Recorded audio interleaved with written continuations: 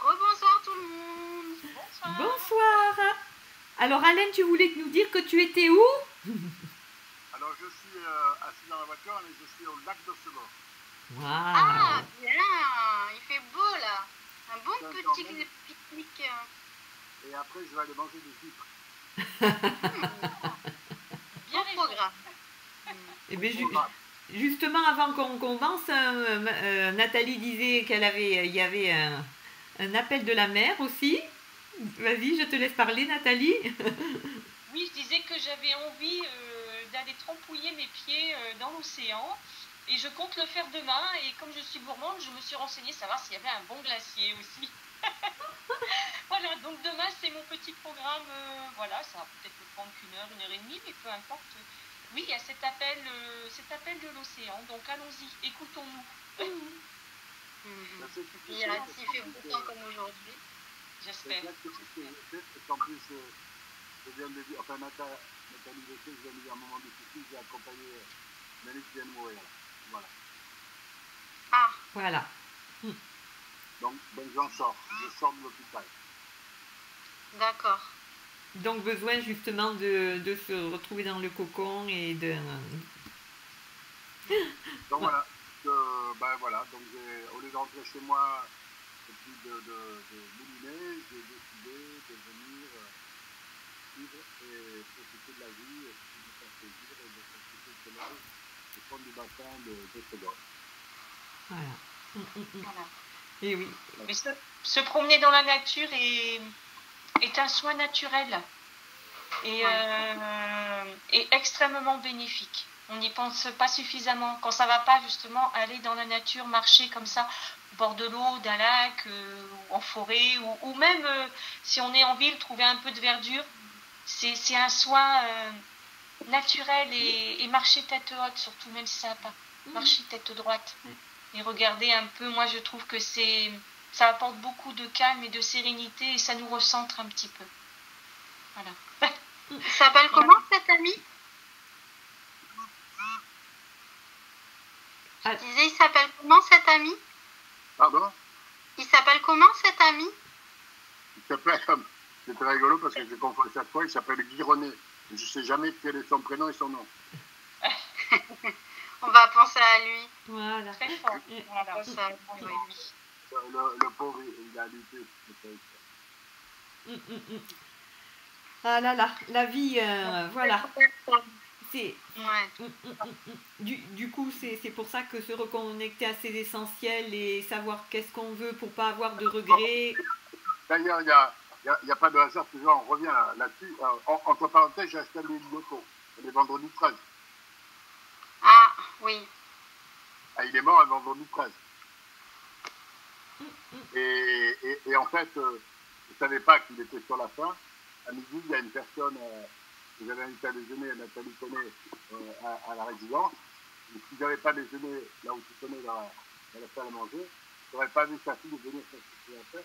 Je n'aurais pas su que c'était comme un petit truc qui est parti à Dax et le voir.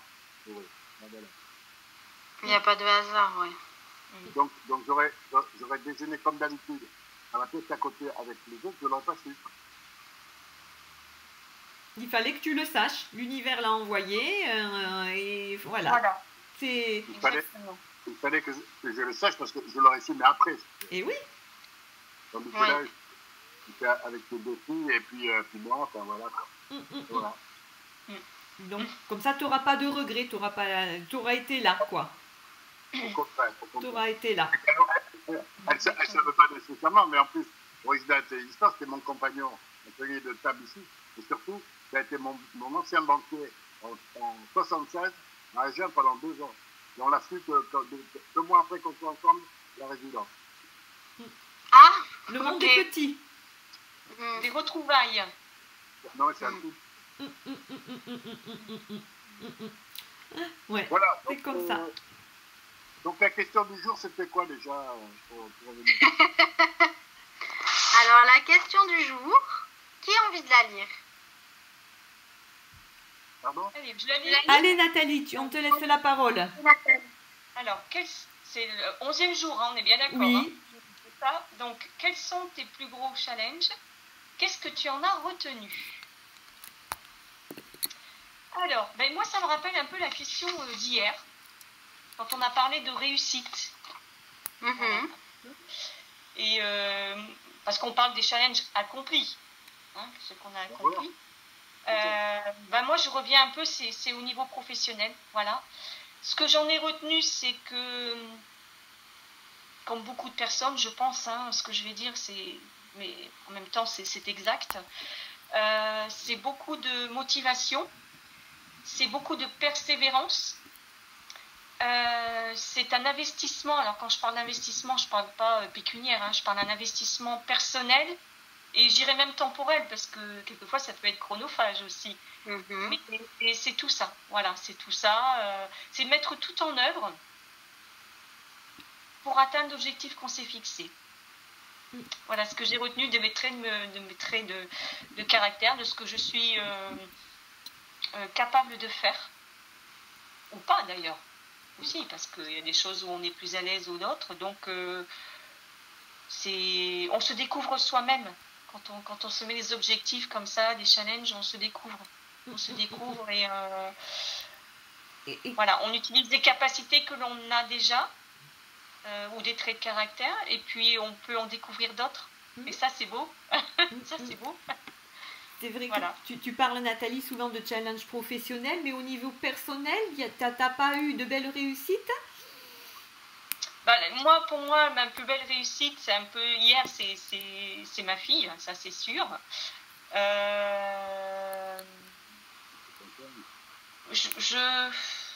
Ouais, non, à part ma fille, non. Dans ma vie, je sais que c'est pas une réussite, mais c'est plutôt une constance. C'est d'avoir des amis de très très longue date et de les conserver malgré la distance géographique. Voilà. Donc, c'est voilà, je suis originaire du Pas-de-Calais, je rappelle, hein, je suis une artésienne, donc et je suis actuellement à Bayonne, donc ouais, tu vois, et je conserve des amis de longue date et on est très souvent en contact et même pendant le Covid et surtout d'ailleurs pendant le Covid, le confinement, hein, quand je dis Covid pour moi c'est synonyme de confinement, le premier. Et malgré la distance, on a conservé ce lien qui est pour moi très fort et très précieux. C'est intéressant ce que tu dis parce que ce que tu retiens, c'est que effectivement garder du lien avec même s'il y a des kilomètres qui séparent, c'est important quoi. Ouais. Et c'est une réussite parce que l'amitié, c'est une forme d'amour, hein, et comme tout amour, ça demande un investissement, des réajustements. C'est en amitié comme en amour, c'est accepter l'autre tel qu'il est. C'est trouver des compromis aussi, des fois, au gré de conversations ou de situations. Et oui, c'est une réussite de conserver des amis comme ça pendant très très longtemps. Oui. Et c'est toi, une Alain? réussite personnelle. Et toi, Alain? Alors après aussi, qu'est-ce qu'on entend par ami dans le doigt de main, ou sur deux mains, sur quoi? Quel est le niveau de l'amitié? Mais en réussite, quand on parle de challenge, et qu'est-ce que tu en as retenu de ces challenges? Moi, pas beaucoup. J'ai fait beaucoup de réussites de challenge, donc c'est un peu difficile de les faire. J'ai créé pour la première ligue des leaders, il y a 30 ans, elle est toujours actualité. D'accord? C'est challenge depuis 30 ans. Donc voilà, moi j'ai beaucoup de challenges professionnels que j'ai réussi. Après, les challenges perso, oui, alors j'allais dire, oui, bon, effectivement l'amitié, mais moi j'ai très bons amis, les relations, on est très forts, et les très bons amis, j'en ai pas mal. J'en ai de vrais. Donc voilà, et avec la distance, avec à 10 000 km, à 1000 km, à 500 mètres, à partir des hommes, des femmes, des amis qui viennent me rejoindre, me retrouver là, ça faisait 14 ans que j'avais été ma famille. Et avec la famille, tu as eu des challenges, qu'est-ce que tu en retiens? La famille, c'est le challenge de la catastrophe. Mais tu as, Challenge de catastrophe. t'as des belles réussites. Qu'est-ce que tu en retiens de ces réussites? Je n'ai aucune réussite avec Nathalie. Si, Bah, vos enfants, hier, je suis vous pas avez d'accord. dit que vos 3 enfants, c'était... Les enfants, c'est pas ma réussite, c'est la leur d'abord. C'est pas la mienne. Oui, c'est vrai. C'est beau déjà de dire ça. Je suis pas d'accord. Vous savez, on en revient à ce qu'on a dit hier, donner à vos enfants des racines et des ailes. Oui. Oui. Je veux dire, ma réussite, entre guillemets, c'est la leur, c'est de leur avoir transmis quelques fibres. Oui. Donc, ils sont des entrepreneurs, voilà, mais j'aurais transmis la fibre, mais leur réussite, c'est pas la mienne. Ma fille, c'était une catastrophe. Mais tout ce que ça, difficile. Si je vous racontais, c'est apocalyptique. Et ben, ma fille, aujourd'hui, elle a réussi 5 restaurants à New York, pas mal de propriétaires, enfin, voilà. Elle est partie à 20 ans, en ne parlant pas anglais. Elle, c'est une réussite. C'est sa réussite, c'est pas la mienne. Oui, mais toi... Et au niveau de la santé, Pardon? moi, je voulais, si je me pose la question à moi-même, quels sont tes plus gros challenges? Pour moi, ce serait d'être sortie du burn-out, d'avoir déjà accepté d'avoir été mal psychologiquement et de m'être fait aider et d'avoir pris le temps. Et grâce à ça, grâce à ce temps et grâce à cet investissement sur moi-même, et ben aujourd'hui, j'en suis là où je suis et je construis ma vie professionnelle et personnelle à travers cette épreuve qui pour moi était un challenge en fait, parce que pendant à peu près 1 an et demi, j'avais l'impression de vivre une crise d'angoisse perpétuelle avec de la tachycardie et j'ai jamais abandonné. Je me suis toujours dit c'est pas grave, on y va. Garder la foi malgré les symptômes physiques que me portait le burn-out et de me dire t'es entouré par des bonnes personnes, tu vas t'en sortir, t'inquiète pas, etc. Et ça, pour moi, c'est à la fois c'est une épreuve, mais c'est un cadeau que la vie m'a fait parce que si j'avais pas eu ça, aujourd'hui, j'en serais pas là où je suis. Et c'est des challenges de santé, je dirais, comme des personnes qui ont vécu des cancers et qui s'en sont sorties et qui ont tout mis en œuvre pour pouvoir s'en sortir et qui ont fait de ces épreuves finalement une belle réussite. Ouais, c'est ça le challenge. Bravo, je peux en parler puisque moi j'ai passé 6 mois et 4 mois et encore 2 mois en hôpital le psychiatrique. D'accord? Ah, ben voilà, ça c'est un beau challenge déjà. Vous pouvez être fiers de vous. Ça c'est un challenge parce que il faut accepter, en plus avec ma personnalité et mon parcours, de me faire hospitaliser. C'était très très bravo, bravo. D'aller dans un hôpital psychiatrique en 2020, c'était très violent. Et quand la personne qui m'a déposé, c'est une relation qui se disait comme une amie, m'a dit je vais me voir. Non, je n'en pas dans cette maison de filles. D'accord? Donc bravo d'avoir accepté cette situation. Bravo. Et d'avoir accepté l'aide, de reconnaître qu'on a besoin d'aide. Et de voir là où vous en êtes aujourd'hui, surtout. C'est toute la difficulté. Et là, je viens de repasser 2 mois parce que justement, au fond du trou, j'étais plus qu'effondré et j'ai appelé au secours. J'ai eu la force d'appeler au secours. Eh bien, bravo. Justement, qu'est-ce que tu en retiens de ce challenge? Qu'est-ce que tu en retiens? Je sais pas. Il y a plusieurs lectures. Il y a la lecture de dire c'est la notion de survie, parce que là j'allais mourir, c'est clair. Et la deuxième, c'est de dire je ne baisse pas les bras, je me bats. C'est ce que tu as dit tout à l'heure, à très juste titre, le burn-out. J'ai connu le burn-out aussi un petit peu. Donc voilà, j'ai connu en plus de ça. Donc c'est de ne pas capitaliser, de ne pas capituler, c'est toujours de relever la tête et de ne pas sombrer. Donc je crois que c'est ça le challenge. Exactement. Oui, mais j'en reviens toujours. Qu'est-ce que tu en retiens de toutes ces expériences? Ah ben j'en retiens que des choses exceptionnelles. Après c'était très difficile. C'est très difficile parce qu'il ne faut pas ramener à soi non plus. Mais c'est très difficile qu'effectivement, il faut avoir le courage de se faire accompagner pour faire ce qui est possible. C'est pas évident. C'est pas évident et c'est encore plus compliqué pour un homme.